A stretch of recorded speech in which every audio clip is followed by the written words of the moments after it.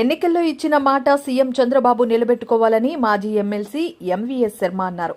అలాగే deputy CM Pawan Kalyan కూడా గ్రంథాలయాలకి తన వంతు కృషి చేస్తానని చెప్పారు. ఈరోజు మీడియా సమావేశంలో మాజీ ఎమ్మెల్సీ ఎంవీఎస్ శర్మ మాట్లాడుతూ రాష్ట్రానికి నిధుల కొరత ఉండొచ్చు గానీ విశాఖ జిల్లాకి మాత్రం నిధుల కొరత ఉండొద్దు. దాంట్లో ముఖ్యంగా విశాఖ జిల్లా గ్రంథాలయం నిర్మాణానికి మున్సిపల్ కార్పొరేషన్ 200 కోట్లు శాంక్షన్ చేసిందని అన్నారు. కావున విశాఖ జిల్లా గ్రంథాలయం నిర్మాణానికి ముందుకు రావాలని అన్నారు. 2 కోట్లు గత ప్రభుత్వం శాంక్షన్ చేసి బిల్డింగ్ కట్టాలని ఒక సూత్రప్రాయంగా నిర్ణయం కూడా చేసింది. ఒక్కడుగు కూడా అప్పుడు ముందుకు పడలేదు.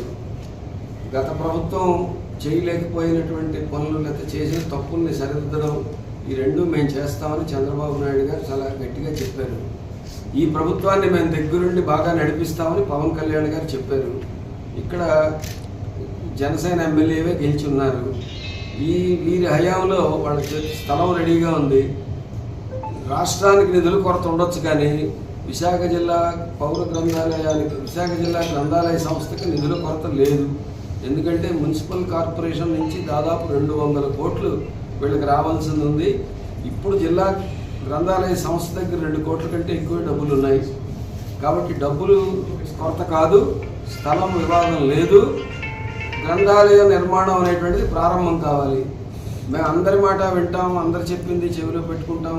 మా పరిపాలనలో మేము మారిన తీరును మీరే ఆచరణలో చూస్తారని కొత్త ప్రభుత్వం అంది. కాబట్టి ఆ ఆచరణకు ఒక గీటురాయిగా జిల్లా గ్రంథాలయ సంస్థ స్థలంలో నిర్మాణానికి శంకుస్థాపన 1 నెలల లోపల ఈ ప్రభుత్వం చేయాలని నేను డిమాండ్ చేస్తున్నాను.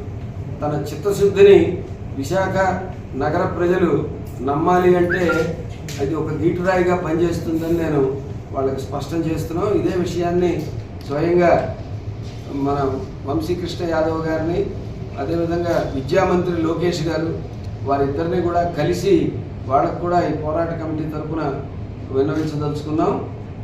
వాళ్ళు ఈ ప్రభుత్వం కదులుతుందా లేదా అనే దాన్ని బట్టి మా కార్యాచరణ కనుక భవిష్యత్తు ప్రణాళిక అనేటువంటిది అనౌన్స్ చేస్తాం.